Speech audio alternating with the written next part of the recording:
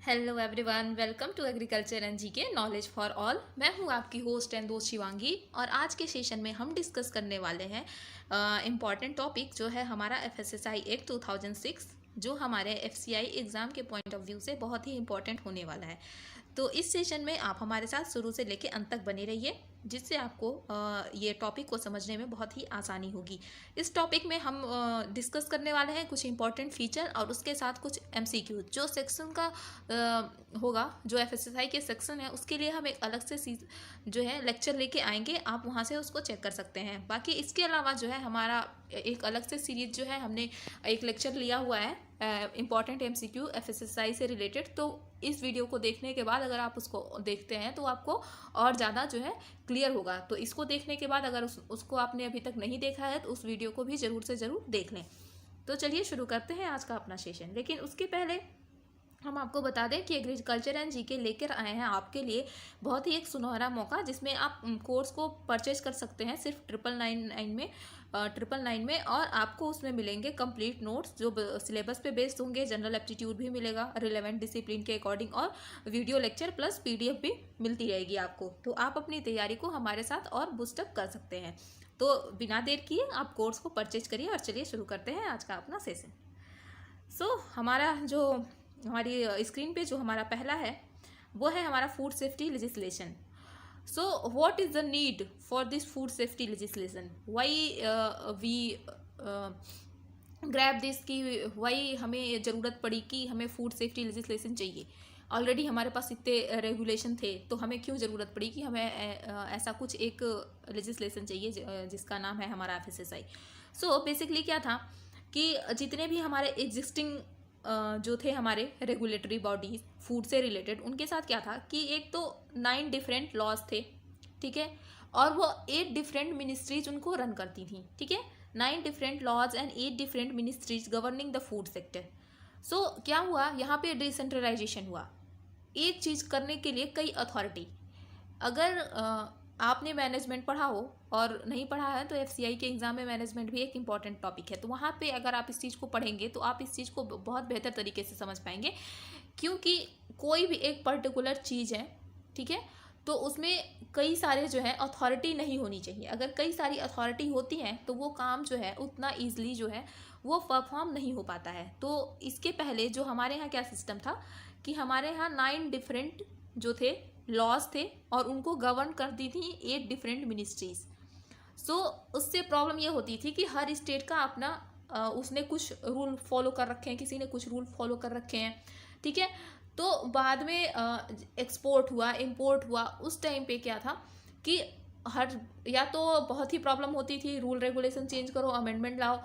तो हम जो थे अथॉरिटी उस टाइम पे उन्होंने सोचा कि क्यों ना एक ऐसा लॉ लाया जाए जो इन सारी चीज़ों को कवर करता हो, ठीक है, जिससे इंपोर्ट एक्सपोर्ट एंड जितने भी हैं हमारे जितने भी टाइप के फूड हैं वो सब इसके अंदर आए, ठीक है। हर उसके लिए पहले ऑयल के लिए अलग रेगुलेशन था, मिल्क के लिए अलग था, उसके लिए अलग था।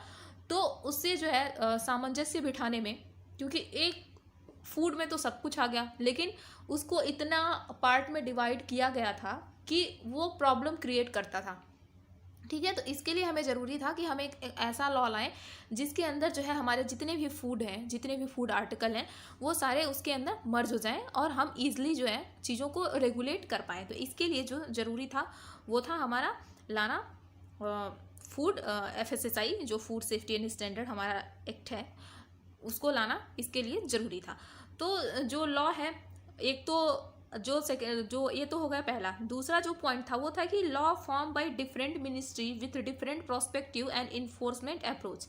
तो क्या कि जो लॉ थे जो फॉर्म करते थे डिफरेंट मिनिस्ट्री उनके अपने डिफरेंट प्रोस्पेक्टिव होते थे, ठीक है, कि ज़रूरी नहीं कि वो दूसरे से भी वो मैच करते हो, वो कुछ अपने तरीके से कर रहे हैं, वो कुछ अपने तरीके से कर रहे हैं। तो फिर जो रेगुलेशन था वो प्रॉपर होने में प्रॉब्लम हो रही थी, ठीक है। और थर्ड जो चीज़ थी वो कि overlapping law with different quality standard and labelling requirement. जाहिर सी बात है कि एक ने बोला कि इसकी लेबलिंग में ये होना चाहिए, एक ने बोला इसकी लेबलिंग में ये होना चाहिए, तो प्रॉब्लम उस चीज़ में आ जाती थी कि किसको सही माने किसको गलत माने, ठीक है।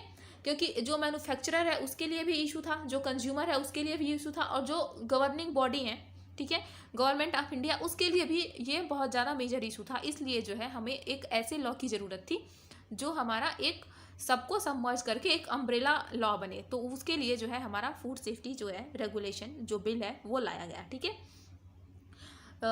नीड जो थी इसकी इसलिए कि हमें जो मल्टीपल रेगुलेशन थे उनको रिमूव करना था।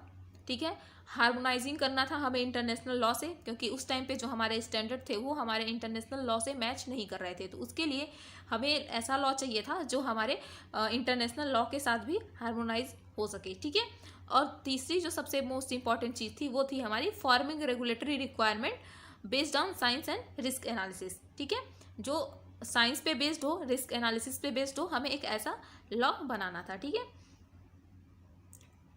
इतना आपको समझ में आ गया होगा। तो अगले तरफ चलते हैं, जो है हमारा नेक्स्ट की the new act rule and regulation. तो इसमें कितने रूल एंड रेगुलेशन हैं जो हमारा नया एक्ट है उसमें।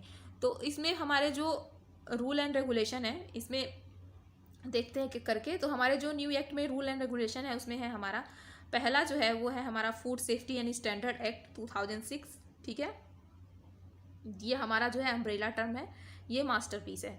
ठीक है, दूसरा जो है हमारा food safety and standard rule. ठीक है, ये हमारा एक्ट है। रूल जो आया वो कब आया हमारा 2011 में। जब भी एक्ट पूछे एग्जाम में पूछ सकता है कि food safety and standard act कब आया था, वो 2006 में आया था। बट अगर रूल आए, ठीक है, माइनर सा है, हम कभी कभी मिस्टेक कर जाते हैं और हमारा जो है क्वेश्चन 1-2 नंबर का जो भी है वो चला जाता है। तो ध्यान रखना है कि जो food safety and standard rule है जिसमें सारे हम उसमें दिया गया कि किस चीज़ के लिए क्या रूल्स हैं। पहले तो एक्ट बना था, एक्ट बनने का मतलब कि हाँ वो बिल जो है वो पास हो गया। ठीक है, वो दोनों जो है हमारे विधानसभा राज्यसभा वहाँ से, लोकसभा राज्यसभा वहाँ से पास होके वो फाइनल हो गया है, मतलब उस पर प्रेसिडेंट का असेंट वगैरह हो गया है। बट उसके में जो रूल के फॉर्मुलाइजेशन है कि किस चीज़ के लिए क्या रूल होगा वो कब आया, वो आया 2011 में। देन क्या है food safety and standard licensing and regulation for food business.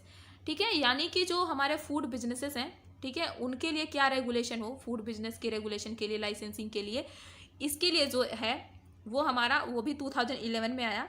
ये जो है हमारा जो लाइसेंसिंग से रिलेटेड जो चीज़ें हैं वो इस एक्ट में आती हैं। ठीक है, ये हमारे एफएसएसआई के ही एक्ट हैं, बस इनको डिवाइड किया गया है। ये अब सारा जो डिसीजन है वो कुल मिल के एफएसएसआई ही है, बट इसको ब्रांचेज में किया गया है कि इसके लिए, मतलब ये नहीं कि फूड के लिए, बट एक पर्टिकुलर, यानी कि लाइसेंसिंग के लिए एक अलग डिपार्टमेंट, इसके लिए अलग डिपार्टमेंट। तो ये चीज़ें सही है ना, क्योंकि गवर्न तो एक ही कर रहा है। और पहले क्या था कि मिल्क का प्रोडक्ट है, ठीक है, तो उसके लिए जो मिल्क प्रोडक्ट ऑर्डर है उस टाइम पे जो है उसकी लेबलिंग, उसकी सारी चीज़ें उसमें लगेंगी।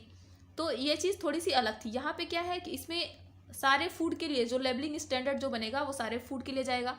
ठीक है, जो लाइसेंसिंग स्टैंडर्ड जो सेट किया गया वो सारे फूड के लिए, सारे मैन्युफैक्चरर के लिए, सारे जो फूड बिजनेस हैं उनके लिए जाएगा।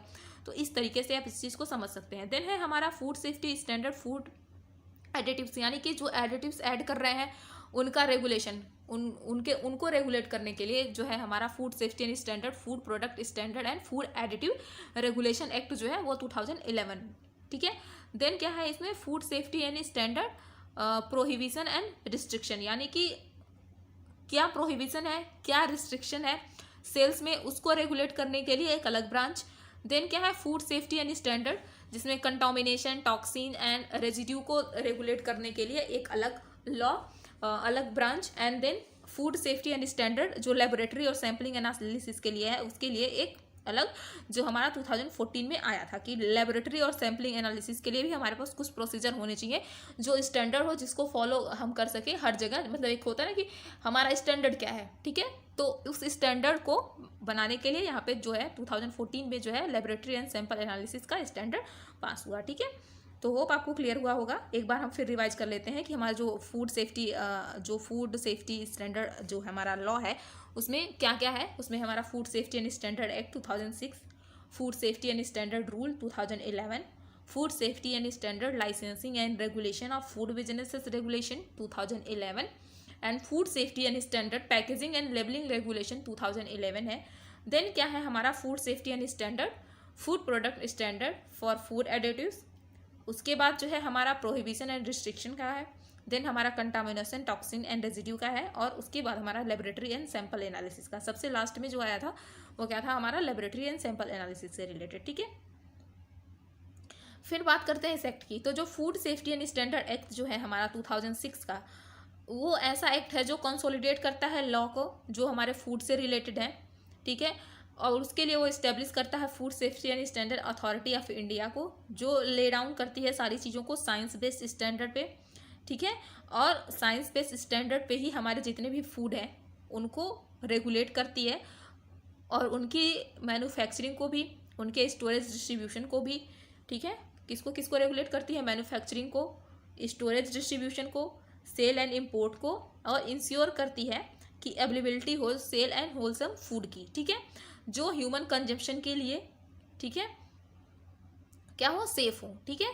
तो ये कितने कितने पॉइंट पे चेक करती है, या ये नहीं कि सिर्फ जो पैक्ड फूड है सिर्फ वहाँ तक एफएसएसआई का रूल है, नहीं, जहाँ से मैन्युफैक्चरिंग शुरू होती है, ठीक है, मैन्युफैक्चरिंग से लेके स्टोरेज तक, सेल तक, इंपोर्ट तक, ठीक है, हर जगह, रिटेल तक, सारे जगह जो है जहाँ भी फूड का कोई भी पार्ट है वहाँ एफएसएसआई है, ठीक है। तो आप इस चीज़ को इस तरीके से समझ सकते हैं कि इसमें क्या क्या चीज़ें कवर होती हैं। जो मेजर एरिया है वो मैन्युफैक्चरर है, स्टोरेज डिस्ट्रीब्यूशन है, सेल एंड इम्पोर्ट है, ठीक है, ये सारे एरिया जो हैं हमारे इसके अंदर कवर होते हैं, ठीक है। जो बेसिकली कितने एक्ट को रिपेल करके हमारा जो है food safety and standard act बना था, इस पर भी क्वेश्चन पूछ सकता है। तो यहाँ पे हम याद करने लायक जो चीज़ है वो है कि हमारे जितने भी लॉ है, like prevention of food adulteration act 1954, इसको मर्ज किया गया। देन फ्रूट प्रोडक्ट एक्ट जो 1955 का है उसको मर्ज किया गया। मीट फूड प्रोडक्ट ऑर्डर 1973 का, इसको भी मर्ज किया गया। Then vegetable oil product control order जो है 1947, इसको भी मर्ज किया गया। Edible oil packaging regulation order 1988, ये भी इसमें मर्ज हुआ। Solvent extracted oil, de oiled meal and edible flour control order 1967, and milk product order 1992, और any order under essential commodity act 1955 relating to food, ठीक है। तो इतने सारे लॉज को मर्ज करके हमारा क्या बना, एफएसएसआई। तो इसमें से जो इम्पोर्टेंट चीज़ है जो आप अपने एग्जाम पॉइंट ऑफ व्यू से याद रख सकते हैं वो है कि हो सकता है कि वो पूछ ले कि एडिबल ऑयल पैकेजिंग रेगुलेशन कब आया, ठीक है। तो इनके ईयर याद रखना ज़रूरी है, और ये भी याद रखना ज़रूरी है कि कितने लॉज को रिपेल करके हमारा जो है कंबाइन करके मर्ज करके हमारा एफएसएसआई बना। तो एफएसएसआई जो बना कितने लॉ को मर्ज करके बना, इससे भी पूछ सकता है, या फिर ऑप्शन दे सकता है कि पीएफए दे दिया, फ्रूट प्रोडक्ट दे दिया, कुछ और दे दिया, तो उसमें ये भी बता सकता है कि इसमें से कौन सा जो है इस लॉ के अंदर नहीं आता, यानी कि किसको मर्ज नहीं किया गया। तो क्वेश्चन कई तरीके से पूछ सकते हैं। इंपॉर्टेंट चीज़ ये है आपको याद करने की कि आप इन सारे लॉज को याद करें, इनका जो है डेट जो है किस ईयर में आए थे, कौन सा ईयर है इनका, जैसे 1954, 1955, 1973, इसको भी आप याद करें। इनका जो ये क्रम है ये नहीं याद करना है, क्रम से कोई मतलब नहीं है, ये सारे एक साथ ही रिपेल हुए थे जब ही हमारा ये आया था एफएसएसआई, ओके। देन है हमारा ऑब्जेक्टिव क्या है, हमारे जो food safety and standard authority of India, उसके ऑब्जेक्टिव क्या है। तो मेजर जो ऑब्जेक्टिव है उसके, उनको हम 4 लाइन में हम अगर समराइज करना चाहें तो बेसिकली है कि consolidate the law relating to food, जितने भी लॉ है फूड से रिलेटेड उनको कंसोलिडेट करना। इस्टेब्लिश करना food safety and standard authority of India को, जो ले डाउन करे science based standard for food, ठीक है।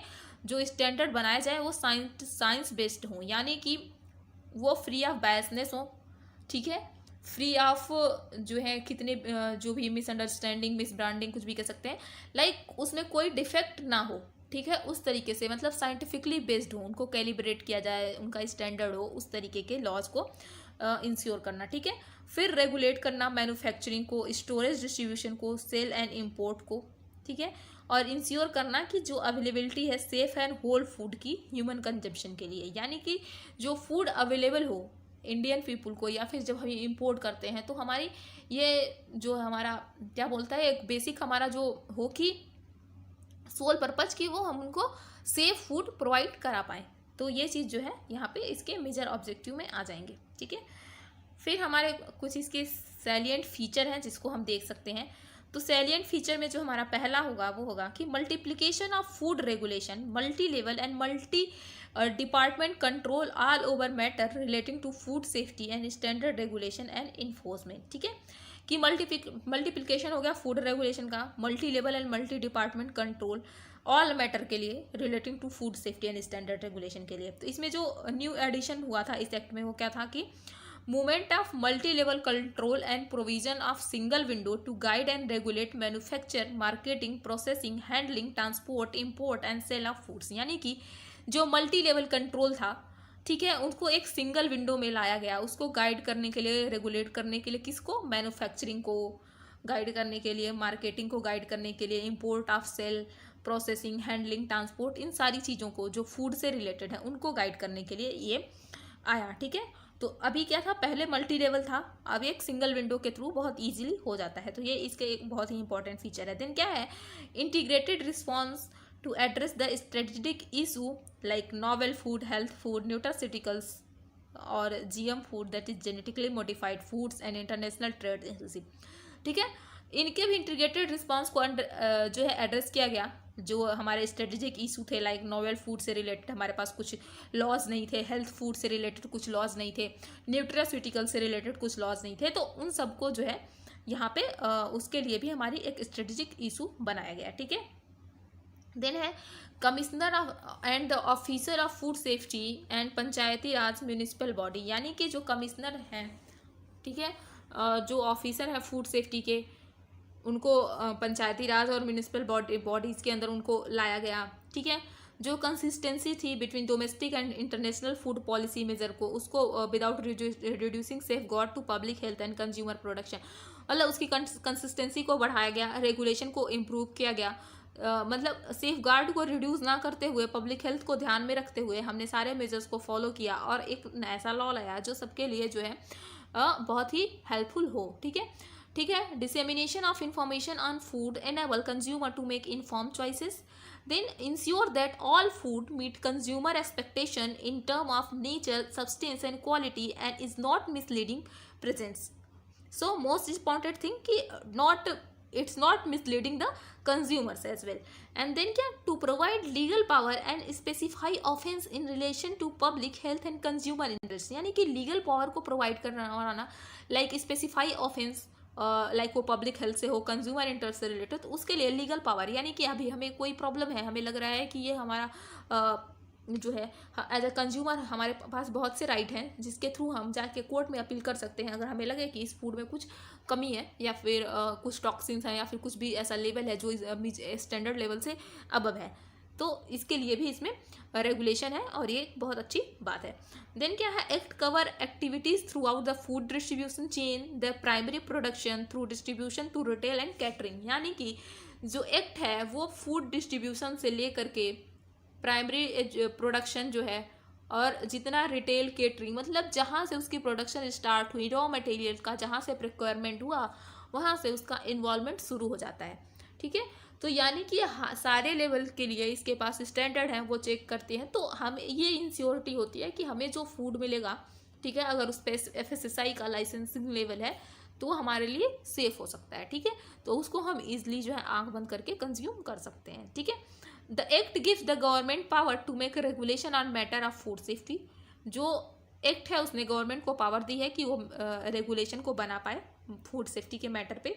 और जो फूड सेफ्टी और स्टैंडर्ड अथॉरिटी ऑफ इंडिया है, जो प्रिंसिपल गवर्नमेंट अथॉरिटी है, वो रिस्पॉन्सिबल है स्पेसिफिक रेगुलेशन को बनाने के लिए। अगर कभी ज़रूरत पड़े कि इससे काम नहीं चल रहा, हमें कुछ और भी रेगुलेशन को लाने होंगे, तो उसके लिए जो है उसमें भी हमारे जो है प्रिंसिपल दिए गए हैं जिसके लिए वो गवर्नमेंट अथॉरिटी जो है रिस्पॉन्सिबल है, वो बना सकती है। ठीक है, देन क्या है, फंक्शन क्या क्या है इस अथॉरिटी के। तो फंक्शन जो है बेसिकली क्या है कि रेगुलेट करेगी, मॉनिटर करेगी मैन्युफैक्चर को, प्रोसेसिंग डिस्ट्रीब्यूशन को, सेल एंड इंपोर्ट को, फूड इंश्योर करेगी फूड सेफ्टी को। ठीक है, देन क्या है, स्पेसिफाई करेगी स्टैंडर्ड को, गाइडलाइन को, फूड आर्टिकल, यानी कि जितने भी फूड आर्टिकल हैं उनके स्टैंडर्ड, उनके गाइडलाइन क्या होंगे, उनको स्पेसिफाई करना। देन फूड एडिटिव्स का लिमिट कितना है, कंटामिनेंट्स का लिमिट कितना है, वेटनरी ड्रग का लिमिट कितना होना चाहिए एक पर्टिकुलर फूड में। फिर हैवी मेटल्स का रेगुलेशन, देन इरिडिएशन ऑफ फूड, यानी कि कितना जो इरिडिएशन का डोज है वो कितना जो है वो मतलब स्टैंडर्ड है उससे ज़्यादा का डोज जो है हो सकता है हमारे लिए हानिकारक हो, यानी कि उसके डोज को भी स्पेसिफाई करना कि इतना इरिडिएशन का डोज आप पर्टिकुलर इरिडिएटेड फूड में यूज़ करते हैं तो वो हमारे सेफ फूड की कैटेगरी में आएगा। ये सारी चीज़ों को इंश्योर करना। देन मैकेनिज्म जो है एक्रेडिएशन से लेके सर्टिफिकेशन बॉडी तक वो सारा रेगुलेट करना। फिर क्वालिटी कंट्रोल जो है इम्पोर्टेड फूड का, वो भी इसके अंदर जो है फंक्शन होता है हमारे एफएसएसआई का, जो ये सारी चीज़ों को रेगुलेट करती है। देन स्पेसिफाई करना फूड को, लेवलिंग स्टैंडर्ड को इंक्लूडिंग लाइक क्लेम जो भी होते हैं हेल्थ, न्यूट्रिशन और स्पेशल डाइटरी यूजेस के, फूड कैटेगरी सिस्टम के, तो उन सारी चीज़ों को जो है देखना अच्छे से और उसको जो है प्रॉपर रेगुलेशन उसका करना। ठीक है, ये सारे हमारे किसके फंक्शन है, ये सारे फंक्शन है एफएसएसआई के। देन है scientific advice and technical support to central state government, यानी कि जो साइंटिफिक एडवाइस है, टेक्निकल सपोर्ट है, वो भी प्रोवाइड करना सेंट्रल और स्टेट गवर्नमेंट को। ठीक है, देन है की एलिमेंट्स क्या क्या है हमारे एफएसएसआई के, उसको एक बार ही देख लेते हैं। तो जो की एलिमेंट्स हैं उसमें आता है हमारा फूड सेफ्टी मैनेजमेंट सिस्टम। ठीक है, safety and management is most important thing. Safety is term that is ensured how much safe is our food, how much safe is our manufacturing area, how much safe is our production area, how much safe is our packaging. And for this regulation we have required a management authority how to manage this thing. Anything if you are going to do, you have to plan. ठीक है, you have to plan very well। और उसके लिए हमें management जो है हमें अगर पढ़ाई करनी है तो हमें टाइम मैनेजमेंट, एवरीथिंग, कहीं भी आप जाते हो तो मैनेजमेंट बहुत ज़रूरी है। तो उसी तरीके से सेफ्टी की बात हुई। ठीक है, हमें सेफ्टी कैसे करनी है उसके लिए हमने रूल बना लिए, पर उसका प्रॉपर जब तक मैनेजमेंट नहीं होगा वो उसके प्रॉपर रेगुलेट नहीं हो पाएगा। तो हमें सबसे ज़्यादा ज़रूरी जो चीज़ है वो फूड सेफ्टी मैनेजमेंट सिस्टम की। ठीक है, फिर रिस्क असेसमेंट। ठीक, कि रिस्क असेसमेंट करना कि हमारा चीज़ें कहाँ कहाँ से आ रही हैं, लाइक हैजार्ड एनालिसिस एंड सारी चीज़ें जो होती हैं, हम इसको आगे के स्लाइड में डिस्कस करेंगे, इसलिए मैं यहाँ पे ज़्यादा डिस्कस नहीं करूँगी। Then communication proper, product recall के लिए भी लाइक कोई भी प्रोडक्ट है अगर बाद में हमें उस टाइम हमें नहीं पता चला, बाद में हमें पता चला कि ये इसमें जो स्टैंडर्ड है वो, या इसमें लाइक हैवी मेटल्स या फिर कुछ भी टॉक्सिन जो उनकी लिमिट जो है स्टैंडर्ड लिमिट से ज़्यादा है, तो उसके लिए भी प्रोडक्ट रिकॉल का प्रोसीजर है कि मार्केट में जाने के बाद भी वहाँ पे बैन लग सकता है और वो प्रोडक्ट वापस जो है मैन्युफैक्चरिंग एरिया में जहाँ से वो प्रोड्यूस होते हैं वहाँ पे आने का सिस्टम होता है। तो ये तो है हमारा प्रोडक्ट रिकॉल में। देन क्या है GSP. GSP is like hygienic place, जो मतलब प्रॉपर हाइजीन होनी चाहिए। ठीक है, गुड हाइजीनिक प्रैक्टिसेस। ठीक है, कि जहाँ पे मैन्युफैक्चरिंग हो रही है वहाँ पे प्रॉपर हाइजीन का ख्याल रखा जाए जिससे हमारे जो फूड है वो कंटामिनेटेड ना हो। ठीक है, then penalty for unhygienic processing, यानी कि अगर अनहाइजीनिक प्रोसेसिंग हो रही है अगर वो पकड़ी गई तो उसके लिए पेनल्टी का भी प्रोसीजर है। Then scope cover all commercial food, इसमें जितने भी कमर्शियल फूड हैं ये सारे कवर होते हैं। Packaging and labelling including in nutrition, ये सारी चीज़ें भी, और गाइडिंग जो है गाइडलाइन है इंपोर्टेड फूड के लिए, वो भी हमारे जो है की एलिमेंट में आते हैं हमारे एफएसएसआई के। ये इन सारी चीज़ों को कवर करती है। ठीक है, फिर हमारी बात होगा कितने चैप्टर हैं हमारे एफएसएसआई में। तो एफएसएसआई जो हमारा एक्ट है, ठीक है, फूड सेफ्टी स्टैंडर्ड एक्ट 2006, उसमें जो है हमारे 12 चैप्टर्स हैं। 12 चैप्टर्स में जो हमारा पहला चैप्टर है वो रिलेटेड है हमारे प्रीलिमिनरी डिफिनीशन, यानी कि फूड की क्या डिफिनीशन है, फूड बिजनेस की क्या डिफिनीशन है, एडल्ट्रेशन की क्या डिफिनीशन है, imported food, genetically modified food, यानी कि हर चीज़ की क्या डिफिनीशन है, क्या प्रॉपर जो डिफिनीशन है, अगर उसकी कैटेगरी में कोई हमारा फूड प्रोडक्ट लाई करता है तो ही हम उस चीज़ को उस कैटेगरी में रखेंगे। लाइक एडल्ट्रेशन के लिए जो है, एडिटिव्स के लिए जो है जो डिफिनीशन है वो यहाँ पे प्रॉपर दी गई है कि किस चीज़ को हम फूड बोलेंगे, किस चीज़ को एडिटिव बोलेंगे, किस चीज़ को एडल्ट्रेट बोलेंगे। ये सारी चीज़ें जो हमारे चैप्टर 1 में है। देन चैप्टर 2 जो है वो हमारा डील करता है एडमिनिस्ट्रेशन से। ठीक है, कि कौन किस तरीके का एडमिनिस्ट्रेशन जो है वो किस किस लेवल पे है, सेंट्रल, स्टेट, लोकल लेवल पे कितने अथॉरिटी हैं, कितने, ये सारे एडमिनिस्ट्रेशन का जो लेवल है वो हमारे चैप्टर 2 में डिस्कस होता है। देन जो जनरल प्रिंसिपल हैं फूड सेफ्टी के, ठीक है, कि कौन कौन से प्रिंसिपल हैं फूड सेफ्टी के, वो हमारे चैप्टर 3 में है। चैप्टर 4 में जो है जनरल प्रोविज़न है जो आर्टिकल ऑफ फूड के लिए है कि इस पर्टिकुलर आर्टिकल के लिए कौन सा प्रोविज़न होगा। देन इम्पोर्ट से रिलेटेड जो प्रोविज़न है वो हमारे जो है चैप्टर 5 में है। Special responsibility as to food safety यानी कि फूड सेफ्टी से रिलेटेड जो स्पेशल रिस्पॉन्सिबिलिटी हैं उनके बारे में जो है हमारा चैप्टर 6 में डिस्कस किया गया है। देन इन्फोर्समेंट ऑफ एक्ट वो चैप्टर 7 में है। Analysis of food laboratories sampling and public analyst के बारे में, ठीक है, कि कैसा एनालिसिस प्रोसीजर होगा, लेबोरेटरीज कौन कौन सी हैं, सैम्पलिंग टेक्निक्स क्या क्या हैं, पब्लिक एनालिस्ट किसको बोलेंगे, ये सारी चीज़ें जो हैं ये हमारे जो चैप्टर 8 है उसके अंदर है। देन है ऑफेंसेस एंड पेनल्टीज, यानी कि क्या ऑफेंस कौन से ऑफेंस पे क्या पेनल्टी लगेंगी, ये हमारा चैप्टर 9 में है। Then adjudication and food safety appeal at tribunal, यानी कि ट्रिब्यूनल में जो हमें फूड सेफ्टी से रिलेटेड अगर अपील करनी है तो उसके लिए जो प्रावधान है वो सारी चीज़ें हमारे चैप्टर 10 में दी हुई हैं। और चैप्टर 11 जो है वो finance, account, audits and report से रिलेटेड है। और चैप्टर जो 12 है वो हमारा मिसलेनियस से रिलेटेड है।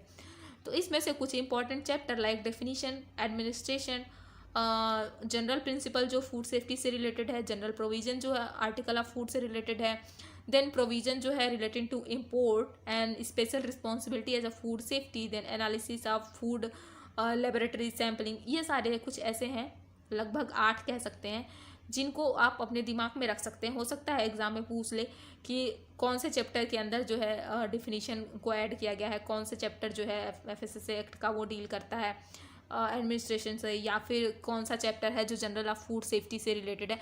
सो इस चीज़ को एक बारी आप दिमाग में रख के जाएं जब भी एग्ज़ाम देने जाएं तो, ठीक है। फिर है हमारा who require licence renewal licence under FSSA 2006, यानी कि किसको जो है लाइसेंस की ज़रूरत होती है। लाइक हम सोचते हैं ना कि एक जो बड़ा कंपनी होगा, जो बड़ा मैन्युफैक्चरर होगा, उसको लाइसेंस की ज़रूरत होगी। तो यहाँ पे जब आप ये सेशन ख़त्म होगा तो आप ये समझ पाएंगे कि किसको किसको जो है FSSAI लाइसेंसिंग की ज़रूरत होती है और कितने टाइप के लाइसेंस होते हैं। जो मैन्युफैक्चरर है, जो प्रोसेसिंग है, जिसमें अगर सॉर्टिंग एंड ग्रेडिंग भी हो रही है, ठीक है, ऐसा ज़रूरी नहीं कि वहाँ पे प्रोडक्ट ही बन रहा है, अगर सॉर्टिंग भी हो रही है, लाइक सॉर्टिंग का मतलब ऐसे समझ सकते हैं कि कोई एक आपका ऐसा वो है कंपनी, ठीक है, कुछ एक छोटा सा गोडाउन ही है आपका जिसमें आप ग्रेन्स लेते हो। सपोज करो कि आप एप्पल्स ले रहे हैं, पोटैटो ले रहे हैं, तो उसमें से सॉर्टिंग कर रहे हैं कि कौन सा जो है अच्छा है एप्पल, उसको अलग रख रहे हैं, खराब वालों को अलग कर रहे हैं। अगर सिर्फ इतना ही काम आप कर रहे हैं तो भी बाय रेगुलेशन आपको क्या है, ज़रूरत होगी लाइसेंस की, ठीक है, क्योंकि उसके लिए भी उसमें स्टैंडर्ड है ना कि how do you know that कि this thing is bad and this thing is good. So अच्छा बुरा क्या है उसके लिए भी स्टैंडर्ड है, आपको उसके समझने के लिए भी कि ये फूड आप अच्छा इसको सॉर्ट कर रहे हैं, ये अच्छा है, तो आप कैसे समझ रहे हैं कि ये सॉर्ट अच्छा है। तो इस चीज़ के लिए भी, यानी कि हमें क्या लगता है कि जो सिर्फ बड़े मैन्युफैक्चरर हैं उनके लिए जहाँ पे पूरा प्रोडक्ट बनता है, नहीं, छोटी सी छोटी चीज़ें जहाँ पे भी फूड का इन्वॉल्वमेंट है लगभग वहाँ पे हमारे फूड लाइसेंस की ज़रूरत होती है। तो क्या है कि manufacturing processing including sorting and grading के लिए भी लाइसेंसिंग की ज़रूरत होती है। जहाँ पे पैकेजिंग होती है, लाइक फूड से रिलेटेड पैकेजिंग मटेरियल बन रहा है, या फिर जहाँ पे सिर्फ पैकेजिंग हो रही है, लाइक होता है ना कि फूड कहीं और बनता है, उसकी पैकेजिंग किसी और जगह होती है, तो जो पैकेजिंग भी अगर सिर्फ कर रहा है उसके लिए भी लाइसेंस उसको चाहिए होगा। देन रीलेबलिंग भी होती है ना, लेकिन एक वहाँ पे लेबलिंग हुई फिर दोबारा से लेबलिंग, तो उसके लिए भी लाइसेंस की ज़रूरत होती है। देन अगर आप स्टोर कर रहे हैं, कोल्ड स्टोरेज है आपका, तो वहाँ भी आपको FSSAI लाइसेंस की ज़रूरत होगी। देन रिटेल ट्रेड जो है, wholesale trade, distributor, supplier, transporter of food, ये सारों को ज़रूरत होती है लाइसेंस की। देन मिल्क कलेक्शन और चिलिंग सेंटर, यहाँ पे जहाँ पे सिर्फ कलेक्ट हो रहा है, जहाँ पे सिर्फ चिलिंग हो रही है वहाँ के लिए भी ज़रूरी है, और जहाँ पे प्रोसेसिंग हो रही है वहाँ के लिए तो ज़रूरी है ये। देन स्लॉटर हाउस जो है उनको भी रिक्वायरमेंट है FSSAI लाइसेंस की। देन सॉल्वेंट एक्सट्रैक्टिंग यूनिट, जहाँ पे सॉल्वेंट का एक्सट्रैक्शन हो रहा है वो यूनिट, जहाँ पे ऑयल रिफाइनिंग प्लांट है, सॉल्वेंट एक्सट्रैक्शन हो रहा है वहाँ के लिए भी ज़रूरी है लाइसेंस। इम्पोर्टिंग के लिए भी ज़रूरी है। केटरिंग जो है, ढाबा, इवेंट, जो छोटे छोटे फूड वेंडिंग इस्टेब्लिशमेंट हैं उनके लिए भी, क्लब एंड कैंटीन के लिए भी क्या रिक्वायर है, लाइसेंस रिक्वायर है। ओके, फिर देख लेते हैं सैलिएंट फीचर जो है लाइसेंसिंग या रजिस्ट्रेशन के। तो इसमें क्या है कि एक यूनिफाइड लाइसेंसिंग प्रोसीजर होता है इसका, ठीक है, सिंगल विंडो के थ्रू आपका जो है लाइसेंसिंग प्रोसीजर होता है, जिसमें आपको बहुत टाइम टेकिंग प्रोसीजर नहीं होता है, ईजिली हो जाता है अगर आप प्रॉपर सारी चीज़ों से अवेयर हैं, आपका पूरा डॉक्यूमेंटेशन वगैरह अगर प्रॉपर है तो, ठीक है। इसके लिए कॉमन एप्लीकेशन फॉर्म होते हैं, ठीक है, कॉमन प्रोसीजर्स होते हैं। ऐसा नहीं कि बहुत कुछ ऐसा डिफ़िकल्ट सी चीज़ होती है कि आप उससे इजीली डील नहीं कर सकते हैं। फिर इसके लिए भी आपके लिए ईजी हो लाइसेंस को अप्लाई करना, एफएसएसआई ने बहुत सारे इनिशिएटिव चलाए हैं। एफएसएसआई की वेबसाइट पे आप जाएंगे तो वहाँ पे आपको दिखेंगे कि बहुत ही ईजी कर दिया है कि आप चीज़ों को ले पाएँ। देन उसके लिए उन्होंने जो है एफएसएसआई मित्रा करके लोगों को ट्रेन किया हुआ है। जो भी प्रॉब्लम हो आप उनसे डील करके लाइसेंसिंग वगैरह से, तो आप उसके मतलब बेसिकली इसके लिए ये है कि मित्रा मतलब एज अ फ्रेंड, ठीक है, तो उन चीज़ों को वो सॉर्ट कर पाएँ जहाँ पे प्रॉब्लम हो रही है लोगों को समझने में, अप्लाई करने में। तो उन चीज़ों के लिए ही उनको ट्रेन किया गया है स्पेसिफिकली कि वो इन चीज़ों से लोगों को डील करा पाए। देन क्या है, distinction between registration and licensing, cut off limit for registration and licensing, ठीक है। फिर 2 टियर सिस्टम है लाइसेंसिंग का, एक सेंट्रल के लिए है, एक स्टेट के लिए है। देन इंट्रोडक्शन है exhaustive safety sanitary and hygienic condition जो है वो मैंडेटरी है रजिस्ट्रेशन और लाइसेंसिंग के लिए, यानी कि जो सेफ्टी है आपके वर्क प्लेस पे, सैनिटरी एंड हाइजीनिक कंडीशन जो है वो मैंडेटरी होती है। पहले अगर आप लाइसेंस के लिए अप्लाई करते हैं तो वहाँ से ऑडिट की टीम आती है ऑडिट करने। वहाँ पे वो देखती है कि आपका जहाँ पे वर्क प्लेस है वो प्रॉपर सेफ़ है, हाइजीनिक है, ठीक है। सेफ़ इन द सेंस कि अगर जो है आप कुछ बना रहे हो तो कंज्यूमर भी उससे सेफ़ रहे अगर उसको कंज्यूम कर रहा है। देन आपके वर्क प्लेस पे जो आपके वर्कर हैं, ठीक है, वो भी उनकी भी प्रॉपर सेफ्टी, वहाँ पे प्रॉपर जो है फायर के लिए proper water supply, proper insect control, ये सारी चीज़ें वो देखते हैं। देन जो इंटेंशन होता है इसका reduce inspection more audit of system, ठीक है, कि इंस्पेक्शन को रिड्यूस करना और मोर ऑडिट सिस्टम को जो है प्रॉपरली मजबूत करना। देन 60 डे टाइम लिमिट होती है प्रोसेसिंग ऑफ लाइसेंस की, ठीक है, 60 डेज की टाइम लिमिट होती है। इसके ड्यूरिंग जो है आपका वो पास हो जाता है। अगर पास नहीं होता तो फिर आप दोबारा से वो प्रोसीजर कर सकते हैं, वो बताएंगे क्यों नहीं आपका पास हुआ, क्या क्या चीज़ें हैं, आप उनको फिर से सही करके आप फिर अप्लाई कर सकते हैं। Then thrust on prevention action, okay. तो लाइसेंसिंग एंड रजिस्ट्रेशन होता है जो फूड बिजनेसेस का, उसमें रजिस्ट्रेशन अथॉरिटी जो होती है उसमें आप देखेंगे, मैं इसको थोड़ा सा और जूम कर दूँ, तो जो फूड सेफ्टी ऑफिसर होता है in any official in panchayat, municipal corporation और any other local body in an area notified as such body the state food safety commissioner for the purpose of registration, यानी कि जो फूड सेफ्टी कमिश्नर होता है वो उसका किस पर्पज़ के लिए वो लोकेट किया गया होता है कि रजिस्ट्रेशन का जो पर्पस होता है, रजिस्ट्रेशन अथॉरिटी जो होती है वो किसके पास होती है, फूड सेफ्टी कमिश्नर के पास, ठीक है। अगर क्वेश्चन पूछे कि रजिस्ट्रेशन अथॉरिटी जो है वो किसके पास होती है, तो किसके पास होती है, फूड सेफ्टी कमिश्नर के पास। देन क्या है, स्टेट, ये तो हो गया registration authority. Then licensing authority is different, तो उसके लिए जो है स्टेट लाइसेंसिंग अथॉरिटी है और सेंट्रल लाइसेंसिंग अथॉरिटी है। तो जो स्टेट लाइसेंसिंग अथॉरिटी है उसमें जो डेजिग्नेटेड ऑफिसर होता है जिसको हम डीओ भी बोलते हैं वो अपॉइंट किया जाता है। उसका अपॉइंटमेंट जो है वो सेक्शन 36 सब क्लॉज 1 के अंतर्गत होता है। तो ये भी पूछ सकता है आपको कि डेजिग्नेटेड ऑफिसर जो होता है वो एक तो वो किसके पास, उसकी अथॉरिटी क्या होती है, स्टेट लाइसेंसिंग अथॉरिटी उसके पास होती है। और दूसरा क्वेश्चन ये आ सकता है कि कौन से सेक्शन के अंदर इसका अपॉइंटमेंट जो है होता है। तो ये जो है 36 जो सब क्लास 1 है इसके अंदर जो है इसका जो है अपॉइंटमेंट होता है, ठीक है। जो एक्ट है by food safety commissioner of state और union territories for the purpose of licensing and monitoring. तो जो डीओ है वो स्टेट का हो, यूटी का हो, उसका उस मेन पर्पज जो होता है लाइसेंसिंग और उसकी मॉनिटरिंग करना, ठीक है। बाद में जो हमारे सैम्पलिंग वगैरह का प्रोसीजर होता है, ठीक है, तो वहाँ पे भी उसका इन्वॉल्वमेंट होता है। पर अगर यहाँ पे सिर्फ हम लाइसेंसिंग की बात कर रहे हैं तो यहाँ पे सिर्फ इसको यहीं तक लिमिट रखते हैं। एक FSSAI एक्ट जो है वो इतना बड़ा है कि इसको जो है हम 1 महीने तक अगर पढ़ें डिटेल में तब भी नहीं ख़त्म होगा।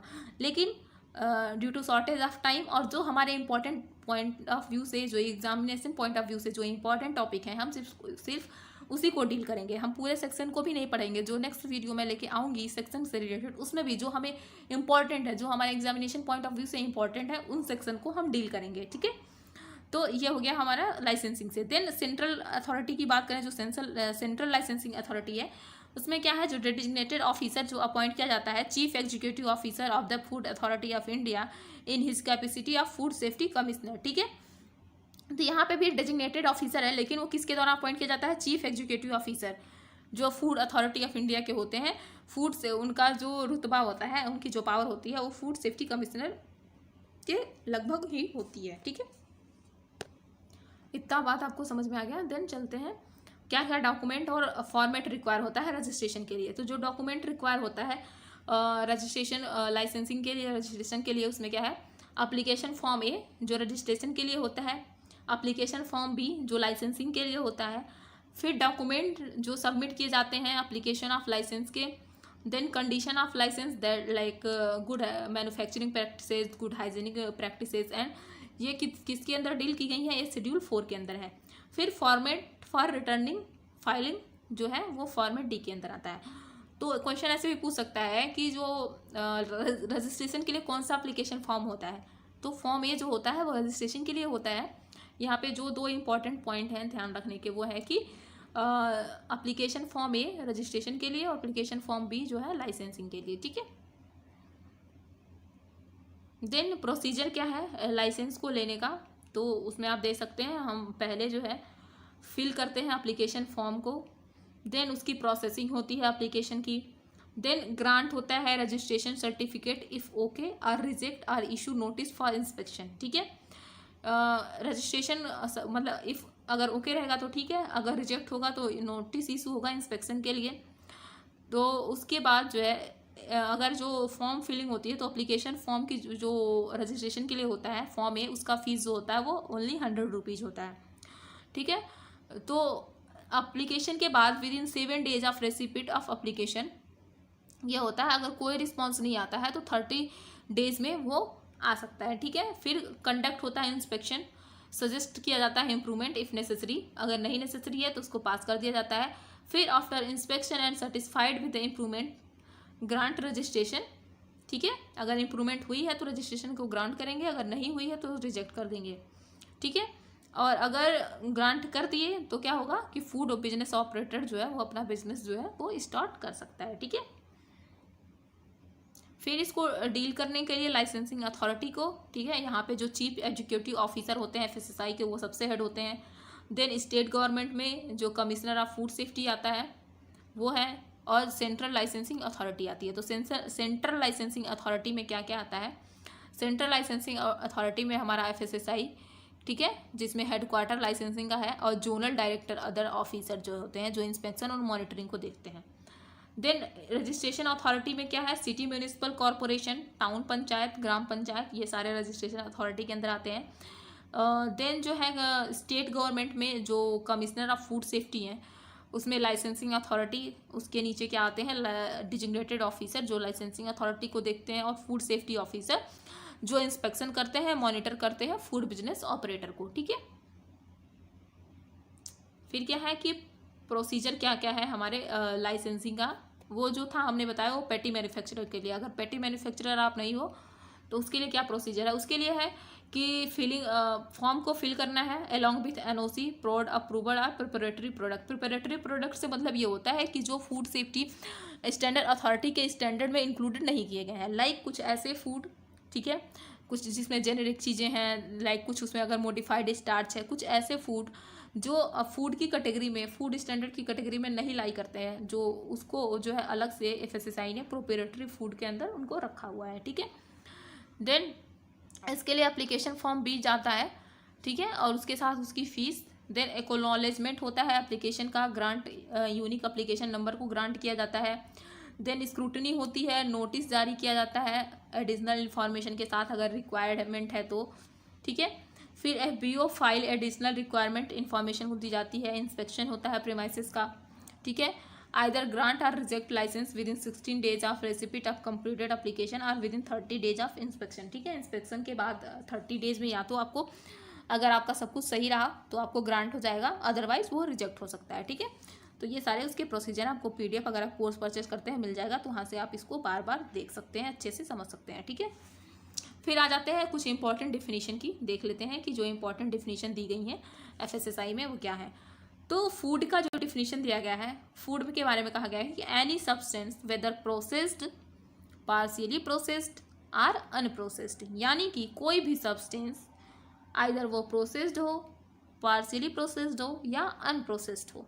ठीक है, which is intended for human consumption and includes primary food except the produce in the hand of a farmer or a fisherman, genetically modified food, packaging drinking water, alcoholic drink, food having genetic ingredient, and also include water used in a food during manufacture or preparation. All type of imported food come under the preview of this act. यानी कि आप देख सकते हो कि इसमें कुछ जो है छूटा नहीं है, ठीक है। पीएफए का डेफिनेशन हमने बताया था फूड में, उसमें दिया था कि कोई भी ऐसा जो इसको आप कंज्यूम कर सकते हो जो ह्यूमन कंजम्पशन के लिए सेफ हो, वो आ गया। पर इसमें क्या है, बिल्कुल इलाबोरेटेड डिफिनेशन है कि इसमें क्या क्या चीज़ें हैं एग्जैक्टली, और जितने भी इसमें है ना, प्रोसेस्ड, पार्शियली प्रोसेस्ड, अनप्रोसेस्ड, इसका भी डिफिनेशन है कि किसको हम प्रोसेस समझेंगे, किसको अनप्रोसेस्ड, किसको पार्शियली प्रोसेस्ड। तो हमको उतना डिटेल में नहीं जाना है,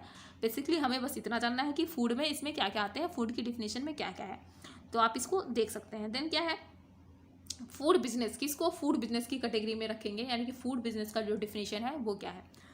तो एनी अंडरटेकिंग पब्लिक और private for profit or not carrying out any of the activities related to any stage of manufacturer, processing, packaging, storing, transportation, distribution, import of food including hotel and catering services, sale of food and food ingredients, these are included in food business। यानी कि अगर आप जो है public है, private है, कोई मतलब नहीं, मैन्युफैक्चरिंग स्टेज से जा रहे हैं, प्रोसेसिंग कर रहे हैं, पैकेजिंग कर रहे हैं, स्टोर कर रहे हैं, ठीक है, ट्रांसपोर्टेशन वगैरह, ये सारी चीज़ें अगर फूड से रिलेटेड बिजनेस में आप हैं तो वो फूड बिजनेस की कैटेगरी में आता है, ठीक है। फिर फूड बिजनेस ऑपरेटर किसको बोलेंगे, तो फूड बिजनेस ऑपरेटर वो पर्सन होता है, ठीक है, जो बिजनेस को कैरी करता है, or own or responsible for ensuring the compliances of this law, ठीक है, जो खुद से बिजनेस को डील करता है और वो रिस्पॉन्सिबल होता है कि जितने भी लॉज हैं उनका प्रॉपर रेगुलेशन वो वहाँ पे हो, उसके यहाँ पे, ठीक है। देन क्या है सब स्टैंडर्ड, किसको हम सब स्टैंडर्ड बोलेंगे, तो any article of food shall be deemed to be substandard if it does not meet the specified standard but not so as to render the article of food unsafe. यानी कि कोई भी ऐसा article of food जो deemed होता हो कि वो सब स्टैंडर्ड है और वो स्पेसिफाइड स्टैंडर्ड, यानी कि अगर आम भाषा में इसको हम समझें तो जो स्टैंडर्ड दिए गए हैं अगर उससे वो मैच नहीं करता है वो फूड प्रोडक्ट, तो उसको क्या करेंगे, हम सब स्टैंडर्ड बोलेंगे, ठीक है। फिर आता है अनसेफ फूड। अनसेफ फूड में वो फूड आते हैं जो नेचर, सब्सटेंस और क्वालिटी जो है वो अफेक्ट करती है और वो इंजूरियस होती है हेल्थ के लिए, तो वो वाले जो फूड होते हैं वो अनसेफ फूड की कैटेगरी में आते हैं। देन फूड सेफ्टी ऑडिट का क्या डेफिनेशन है, तो food safety audits means a systematic and functionally independent examination of food safety major adopted by manufacturing unit to determine whether such measure and result meet the objective of food safety and the claim made in that behalf। यानी कि मतलब systematic और functionally independent examination करना manufacturing area का, production area का, for the point of view food safety, ठीक है, और उसको डिटरमिन करना उसके ऑब्जेक्टिव को, ठीक है, वो जो होती हैं हमारे सारे फूड सेफ्टी ऑडिट के अंदर आते हैं। देन क्या है फूड सेफ्टी मैनेजमेंट सिस्टम। अगर बात करें फूड सेफ्टी मैनेजमेंट सिस्टम की, तो फूड सेफ्टी मैनेजमेंट सिस्टम जो होता है means the adaptation of good manufacturing practices, ठीक है, good hygienic practices, hazard analysis and critical control point and such other practices as may be specified by the regulation for the food businesses. यानी कि मैंने पहले बताया कि जो safety management system है, यानी कि सेफ्टी तो ठीक है कि हमें इस चीज़ से सेव करना है, पर उसके लिए कुछ हमको एक प्रॉपर मैनेजमेंट बनाना पड़ेगा, ठीक है, कि इस चीज़ से डील करना है तो इसका मैनेजमेंट ऐसे करना है। तो उन सारी चीज़ों में यहाँ पे जो डिफिनेशन में दिया गया है कि food safety management means the adaptation of good hygienic practices, good manufacturing practices, यानी कि मैन्युफैक्चरिंग जो प्रैक्टिसेस हैं वो इतनी अच्छी हो कि उससे कंज्यूमर को भी कोई नुकसान ना हो, जो बना रहा है वो वाला भी इन्वायरमेंट अफेक्टेड ना हो। देन हाइजीनिक प्रॉपर हो, हैजार्ड एनालिसिस जो है वो प्रॉपर हो, यानी कि जो प्रोडक्ट हो वो free from chemical hazard, physical hazard as well as biological hazard. तो इन सारी चीज़ों के लिए जो है वो फूड सेफ्टी मैनेजमेंट सिस्टम बनाया जाता है कि इन सारी ये चीज़ों को इंश्योर कर पाए वो, ठीक है, इन चीज़ों को रेगुलेट कर पाए। देन है hazard. Hazard means biological, chemical और physical agent in or condition of food with the potential to cause an adverse health effect. यानी कि ऐसा कोई भी बायोलॉजिकल, केमिकल या फिजिकल एजेंट जो एडवर्स इफेक्ट कॉज कर सकता है ह्यूमन हेल्थ पे, वो कहाँ पे आएगा, हमारा हैजार्ड के अंदर आएगा। Hope it's clear to you. Then risk analysis. What is the risk analysis? Risk analysis is a process consisting of three components like risk assessment, risk management and risk communication. ये तीनों compile करके हमारे क्या बनाते हैं, risk analysis. यानी कि ऐसी भी प्रोसेस जिसमें रिस्क असेसमेंट हो, रिस्क मैनेजमेंट हो एंड रिस्क कम्युनिकेशन हो, वो हमारे रिस्क एनालिसिस होते हैं। देन जानते हैं रिस्क असेसमेंट क्या होता है। रिस्क असेसमेंट वो होता है जिसमें हमारा हैजार्ड का आइडेंटिफिकेशन हम करते हैं, हैजार्ड का कैरेक्टराइजेशन करते हैं, ठीक है, एक्सपोजर जो होता है एक्सपोजर का असेसमेंट करते हैं और रिस्क कैरेक्टराइजेशन करते हैं, ठीक।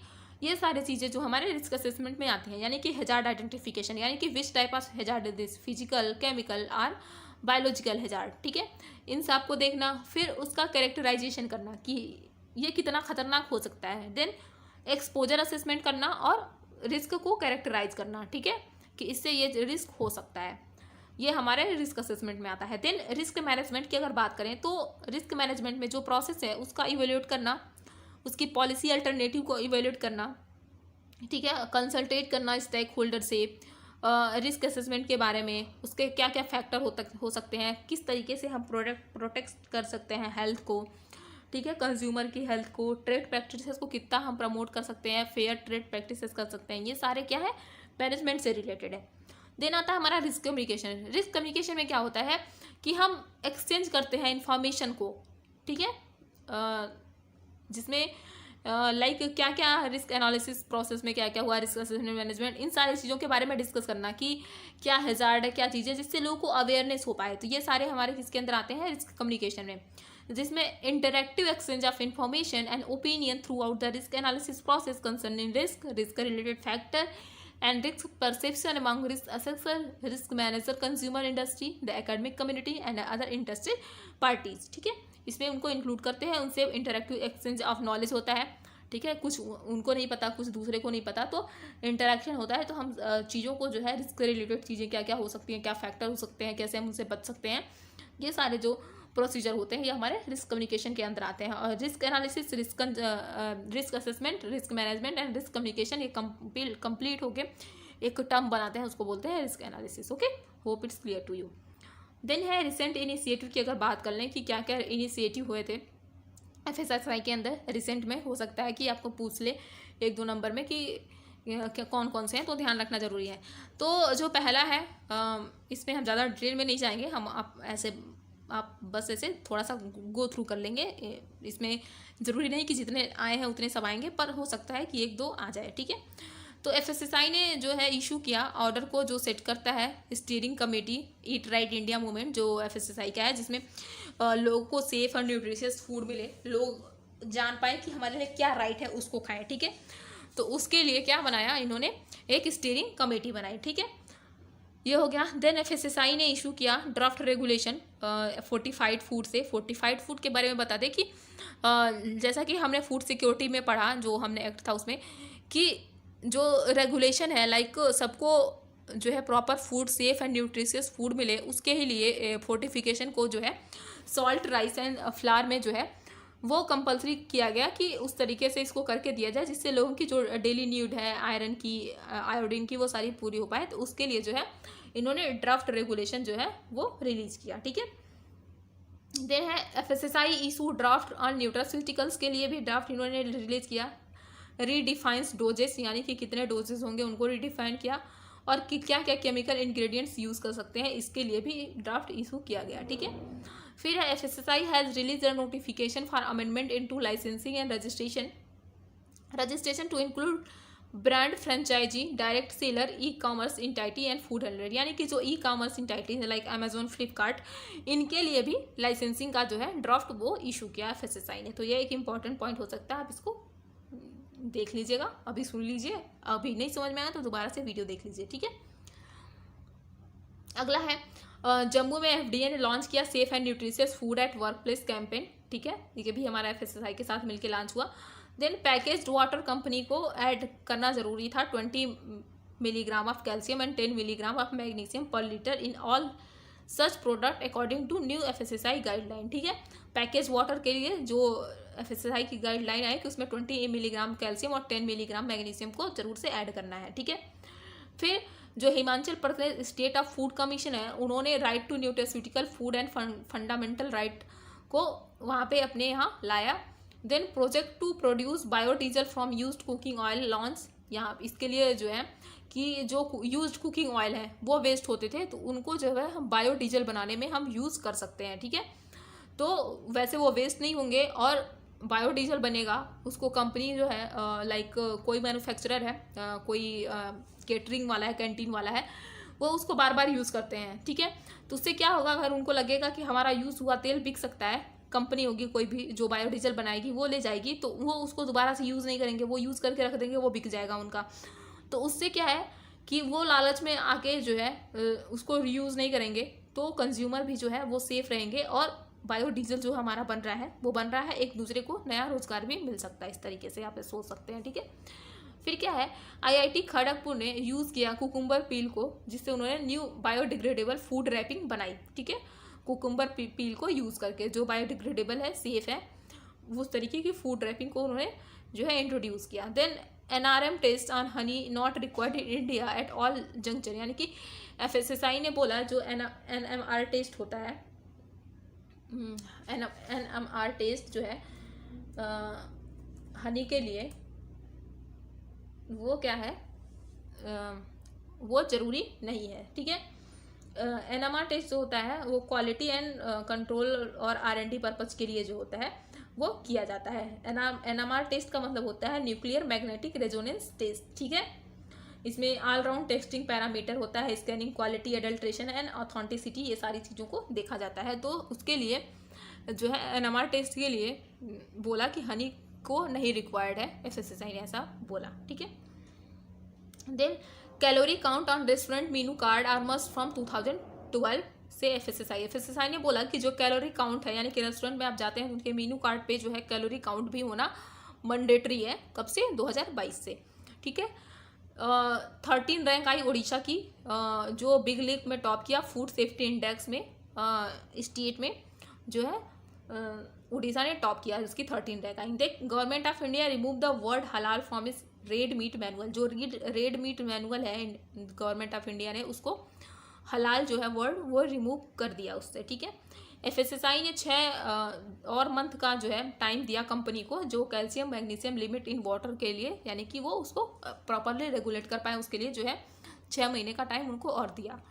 ठीक है, उसमें क्या करना था, 20 ग्राम कैल्शियम और 10 ग्राम वो इंक्लूड करना था। ठीक है, देन क्या है, India rule to cap TFA in fat oil and 2% by 22, यानी कि इंडिया ने जो FSSAI ने रूल क्या किया कि जो ट्रांस फैटी एसिड है जो हमारे हेल्थ के लिए अच्छे नहीं होते हैं, उनको क्या किया जाए, 2% तक रिड्यूस किया जाए 2022 तक। ठीक है, FSSAI remove provision for testing purity of edible vegetable oil through BTT, यानी कि जो BT टेस्ट होता है उसके थ्रू जो है प्रोविजन जो था उसको रिमूव कर दिया कि प्योरिटी, जो टेस्टिंग प्योरिटी है वो BTT के थ्रू नहीं होगी।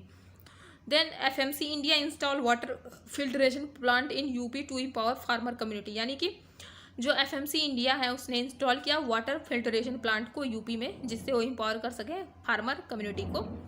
देन रामेश्वर तेली जो है उन्होंने लॉन्च किया R&D website for research project in food processing.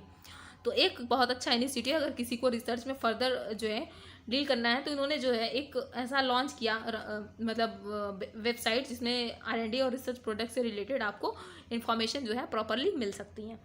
Then क्या है, ministry of food processing industry, जिसको हम MOFPI बोलते हैं, वो फंड किया रिसर्च लेवल लैब एट जेन्स में।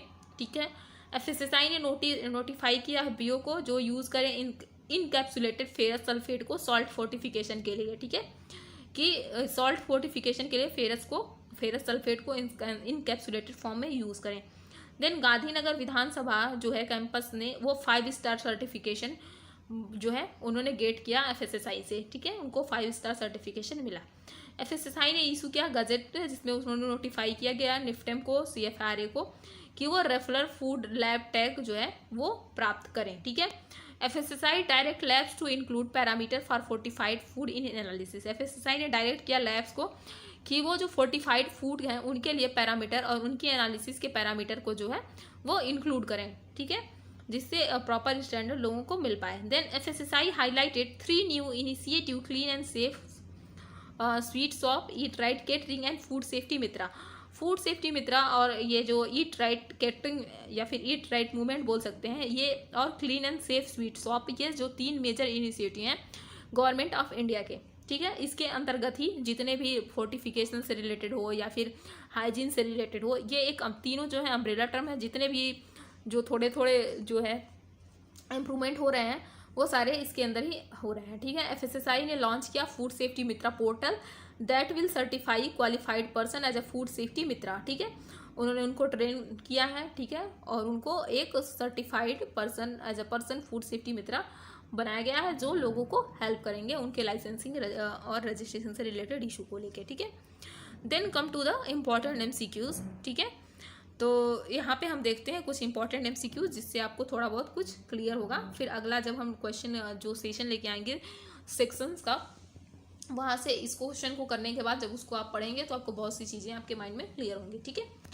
तो पहला है कि procedure for launching prosecution in enforcement of FSSA 2006 is discussed under, यानी कि जो प्रोसीजर है, प्रोसीजर फॉर लॉन्चिंग प्रोसिक्यूशन, वो कौन से सेक्शन के अंदर डिस्कस किया गया है, तो वो जो डिस्कस किया गया है वो किया गया है हमारा सेक्शन 42 के अंदर, ठीक है।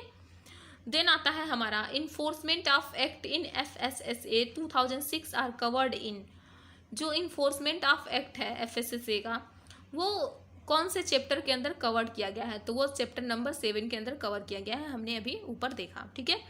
क्वेश्चन नंबर जो 3 है हमारा, उसमें है कि central advisory committee in FSSA 2006 is discuss under section, यानी कि जो सेंट्रल एडवाइजरी कमेटी है FSSA 2006 के लिए वो किस सेक्शन के अंदर डिस्कस की गई है, सेंट्रल एडवाइजरी कमेटी।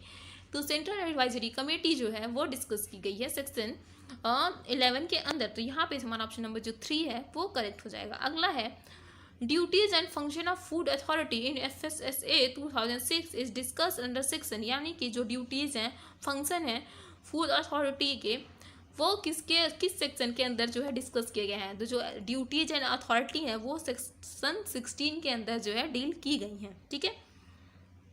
देन आता है हमारा sampling and analysis in FSSA 2006 is discuss under, यानी कि जो सैम्पलिंग और एनालिसिस से लेकर प्रोसीजर है वो कौन से सेक्शन के अंदर डिस्कस किया गया है, तो वो हमारा सेक्शन 47 जो है वो हमारा सैम्पलिंग और एनालिसिस से रिलेटेड है, ठीक। अगला क्वेश्चन है under food safety and standard regulation 2011 infant milk should contain vitamin B12 microgram पर 100 ग्राम, ठीक है, यानी कि जो फूड सेफ्टी स्टैंडर्ड रेगुलेशन है एडिटिव्स को लेके बेसिकली 2011 वाला, उसमें इन्फेंट मिल्क में कितने माइक्रोग्राम विटामिन B12 पर 100 ग्राम इंक्लूड कर सकते हैं, तो 0.7 माइक्रोग्राम जो है विटामिन 12 इंक्लूड कर सकते हैं पर 100 ग्राम इन्फेंट मिल्क में, ठीक है। देन है हमारा under FSSA regulation 2011 moisture requirement of table butter is, यानी कि FSSA के अकॉर्डिंग जो मॉइस्चर रिक्वायरमेंट है टेबल बटर की वो कितनी होनी चाहिए, तो जो मॉइस्चर रिक्वायरमेंट है वो होनी चाहिए हमारी maximum 16%, not more than 16%, maximum 16%, okay. Then है food authority means the food safety and standard authority of India establish under of FSSA 2006, यानी कि जो food authority means the food safety and standard authority of India जो establish हुई under section, किस section के अंदर establish हुई है, तो वो हुई है सेक्शन 4 के अंदर, ठीक है। जो फूड सेफ्टी अथॉरिटी है इंडिया FSSAI वो सेक्शन 4 के अंदर इस्टेब्लिश हुई है। देन है हमारा अगला question under food safety and standard regulation 2011 iodine value of coconut oil is in range of, यानी कि जो आयोडीन वैल्यू है कोकोनट ऑयल की वो उसका रेंज जो है कितना दिया गया है, ठीक है, FSSAI में, तो उसका जो रेंज है हमारा 7.5 to 10, ये जो है आयोडीन वैल्यू का जो रेंज है इतना होना चाहिए, ठीक है। देन ये अगर आपको नहीं पता हो आयोडीन वैल्यू क्या होती है, तो आयोडीन वैल्यू जो होती है वो होती है कि कितना डिग्री ऑफ अनसेचुरेशन है किसी फैट और ऑयल में, उसको हम डिफाइन करते हैं, ठीक है। कि कितना नंबर ऑफ ग्राम जो है आयोडीन एब्जॉर्ब हुआ है 100 ग्राम ऑफ फैट में, ठीक है। तो इसको हम आयोडीन वैल्यू बोलते हैं, जिससे हमें क्या डिग्री ऑफ अनसैचुरेशन का पता लगता है। तो यहाँ पे जो है आयोडीन वैल्यू उससे रिलेटेड है। ऑलराइट, अगला है हमारा ingredient listing in food must be as follow. जो इंग्रेडिएंट लिस्ट होते हैं फूड में उनको क्या फॉलो करना होता है, तो उनको जो है डिसेंडिंग ऑर्डर ऑफ वेट जो है फॉलो करना होता है, ठीक है। डिसेंडिंग ऑर्डर में मतलब कि पहले ज़्यादा, फिर उससे कम, फिर उससे कम, फिर उससे कम, उस तरीके से जो है जो इंग्रेडिएंट पैकेजिंग पे होते हैं उनको इस ऑर्डर में मेंशन करना होता है, ठीक है। देन है proprietary food are cover under section of FSSAI, यानी कि जो प्रोप्रिएटरी फूड है वो किस सेक्शन में कवर किए गए हैं। तो प्रोप्रिएटरी फूड जो है वो सेक्शन 12 में सेक्शन 22 में कवर किए गए हैं, ठीक है। तो ये थे आज के हमारे सेशन, जिसमें हमने कुछ इंपॉर्टेंट जो है डिफिनीशन एंड लाइसेंसिंग के बारे में डिस्कस किया। अगला वीडियो जो आएगा उसमें हम डिस्कस करेंगे सेक्शन से रिलेटेड चीज़ें और कुछ और इम्पॉर्टेंट चीज़ें और कुछ और ज़्यादा MCQs। तो ठीक है, अगले वीडियो के लिए तैयार रहिए। इस वीडियो में पेशेंसली हमारे साथ बने रहने के लिए, इसको पूरा सुनने के लिए आपका बहुत बहुत धन्यवाद, ठीक है। नेक्स्ट वीडियो में फिर से मिलेंगे। अगर आपको हमारी ये वीडियो पसंद आई हो तो हमारे चैनल को सब्सक्राइब करिएगा, वीडियो को लाइक एंड शेयर करिएगा। अपना जो सजेशन हो हमें कमेंट बॉक्स में ज़रूर बताइएगा। Thank you so much.